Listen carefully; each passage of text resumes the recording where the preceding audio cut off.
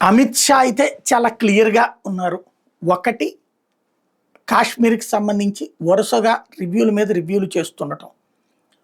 హోంశాఖ రివ్యూతో పాటుగా దేశవ్యాప్తంగా అందరు ముఖ్యమంత్రులతో మాట్లాడటం.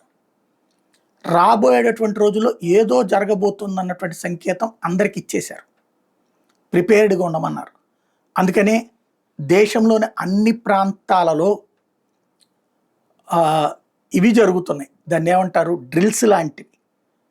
ఏది హైవేల మీదన యుద్ధ విమానాలు ఆపడం దగ్గర నుంచి అక్కడ సరిహద్దు ప్రాంతాల్లో అయితే యుద్ధం వచ్చినప్పుడు బంకర్లు ఎలా దాక్కోవడం లాంటివి, అలాగే ఎలా తప్పుకోవాలి లాంటివి ఇవన్నీ కూడా అలవాటు చేస్తున్నారు వాళ్ళకి.